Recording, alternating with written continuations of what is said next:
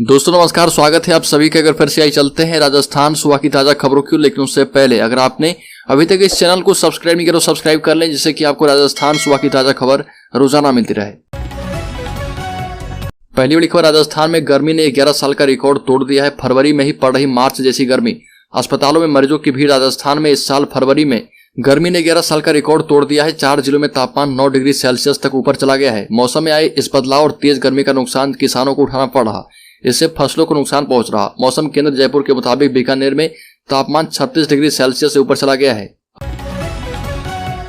पाकिस्तान की खुफिया agency ISI से है लॉरेंस बिश्नोई का संपर्क। बॉर्डर के रास्ते हथियार मंगवा चुका है। रोहित गोदारा ऋतिक बॉक्सर की नहीं बता रहा लोकेशन। गैंगस्टर लॉरेंस बिश्नोई से जयपुर में चल रही पूछताछ में चौंकाने वाले खुलासे हुए हैं। गैंगस्टर का पाकिस्तानी खुफिया एजेंसी ISI से संपर्क होने की बात सामने आई है। इसके गैंग ने पाकिस्तान से हथियार भी मंगवाए थे। जवाहर सर्कल इलाके में जी क्लब पर फायरिंग कराने के मामले में लॉरेंस बिश्नोई जयपुर पुलिस की कस्टडी में है। लॉरेंस बिश्नोई से सेंट्रल IB के सीनियर अफसरों ने जयपुर में 5 घंटे पूछताछ की थी। राइट टू हेल्थ बिल के विरोध पर बोले CM, बड़े अस्पताल विरोध कर रहे हैं, वे पैसा कमाते हैं जबकि ये सेवा है।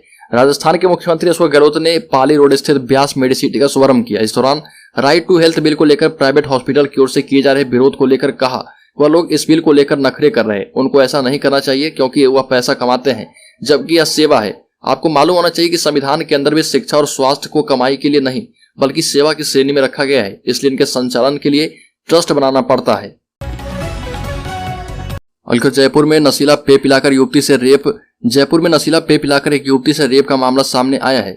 बेहोशी की हालत में आरोपी ने उसका अश्लील वीडियो भी बना लिया। अश्लील वीडियो से ब्लैकमेल कर शारीरिक संबंध बनाने का दबाव बनाने के लिए उसे धमकाया गया। पुलिस ने बताया कि मानक चौक निवासी 23 साल की युवती ने रिपोर्ट दर्ज करवाई है। शिकायत में बताया गया कि आरोपी जो है खेमराज मीना तुद्दू का रहने वाला है। निर्मला सीतारमण ने कहा कि NPS का पैसा राज्य को नहीं मिलेगा। ये भी कहा कि राज्य कर्ज के पैसे से ना चलाएं फ्री स्कीम्स, दूसरों पर बोझ ना डालें। राजस्थान सरकार को न्यू पेंशन स्कीम का केंद्र के ट्रस्ट में जमा 45,000 करोड़ रुपए नहीं मिलेगा। केंद्रीय वित्त मंत्री निर्मला सीतारमण ने NPS का पैसा राज्य सरकार को देने से साफ इनकार कर दिया है। निर्मला सीतारमण ने कहा कि कोई राज्य अगर किसी कारण से यह डिसीजन लेता है कि NPS का फंड है और वो इकट्ठा दे देना चाहिए तो वह नहीं मिलेगा। सीतारमण ने इस बयान से राजस्थान सरकार की ओल्ड पेंशन स्कीम को धक्का लगा है और सीतारमण ने कहा कि वह कर्मचारी का पैसा है, ब्याज कमा रहा और वह पैसा रिटायरमेंट के समय कर्मचारी के हाथ में आ जाएगा। हरियाणा में राजस्थान पुलिस पर FIR की तलवार। मुस्लिम युवकों के हत्यारोपी के मृत बच्चों के पोस्टमार्टम में देरी, मारपीट से मौत निकली तो केस होगा। हरियाणा में राजस्थान पुलिस के खिलाफ FIR की तलवार लटक रही है। 2 मुस्लिम युवकों को जिंदा जलाने के आरोपी की गर्भवती पत्नी से मारपीट के मामले में हरियाणा पुलिस ने जांच तेज कर दी है। राजस्थान पुलिस पर गर्भवती से मारपीट करने के आरोप है। इस वजह से आरोपी श्रीकांत पंडित की गर्भवती पत्नी कमलेश के पेट में पल रहा 9 महीने का बच्चा मरा पैदा हुआ। राज्य के उदयपुर जिले में राजस्थान हाईकोर्ट एडवोकेट एसोसिएशन के वकील जुगराज चौहान की जोधपुर में बीच सड़क पर निर्मम हत्या के विरोध में उदयपुर बार एसोसिएशन ने उग्र तरीके से प्रोटेस्ट किया। वकीलों ने काम नहीं किया, इससे कोर्ट की सुनवाई से लेकर न्याय से जुड़े सभी काम प्रभावित हुए। आक्रोशित सभी वकील सबसे पहले कोर्ट परिसर में एकत्रित हुए, वहां से जिला कलेक्ट्रेट तक जुलूस निकाला गया। बार एसोसिएशन के अध्यक्ष राकेश मोगरा ने बताया कि जोधपुर के वकील के साथ हुई इस दुर्भाग्यपूर्ण घटना से वकील समुदाय की भावनाओं को ठेस पहुंची है। AIMIM के प्रमुख असदुद्दीन ओवैसी टोक के दौरे पर रहे और टोक में अपनी पार्टी की राजनीतिक जमीन तलाशने आए ओवैसी ने यहां पर जनसभा को संबोधित करते हुए बीजेपी और कांग्रेस पर जमकर हमला बोला। ओवैसी ने कहा कि कांग्रेस और बीजेपी ने मुस्लिम और दलितों को सिर्फ वोटों के लिए इस्तेमाल किया है। मुस्लिम की जान की कोई कीमत नहीं है। भरतपुर जिले के जुनैद और नासिर की जलाकर हत्या कर दी गई। इस पर प्रधानमंत्री मोदी जवाब दें। यह भी कहा कि राजस्थान और हरियाणा सरकार की लापरवाही से इन दोनों की हत्या हुई है। राजस्थान सरकार समय पर बॉर्डर सील कर देती तो इनकी हत्या नहीं होती। ओवैसी ने कहा कि मुसलमानों को राजस्थान में अपनी ताकत दिखानी होगी। ओवैसी ने कहा कि पायलट की इच्छा पूरी होने वाली नहीं है। पायलट मुख्यमंत्री बनते दिख नहीं रहे।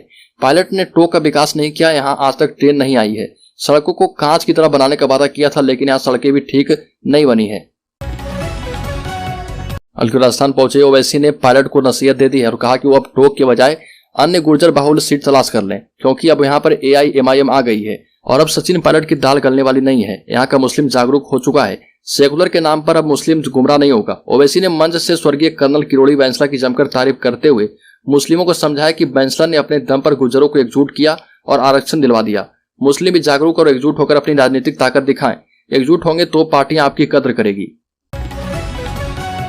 बल्कि देश की वित्त मंत्री निर्मला सीतारमण ने जयपुर में आयोजित पोस्ट बजट सेशन कार्यक्रम में मुख्यमंत्री अशोक गहलोत पर तंज कसा। गहलोत पर तंज कसते हुए केंद्रीय वित्त मंत्री ने कहा कि यहाँ तो बहुत गड़बड़ है, पिछले साल का बजट इस साल पड़ रहे, मैं उनके लिए प्रार्थना करती हूँ। हालांकि सीतारमण ने आगे कहा कि गलती किसी से भी हो सकती है। ये भी कहा कि मुख्यमंत्री पिछला बजट पढ़कर उसे डिब्बे में डाल दिया है और जब दोबारा बजट पढ़ने की बारी आई तो वही डिब्बा खोलकर बजट पढ़ लिया। यह एक बहुत बड़ी गड़बड़ है और मैं उनके लिए प्रार्थना करूंगी। सीतारमण ने कहा कि कांग्रेस सरकार भ्रष्टाचार पर पूछे गए सवालों का सामना नहीं कर पाती है। पेट्रोल और डीजल को केंद्र सरकार जीएसटी के दायरे में लाने को लेकर तैयार है, लेकिन देश की राज्य सरकारें इसे लागू करने में पीछे हट रही है।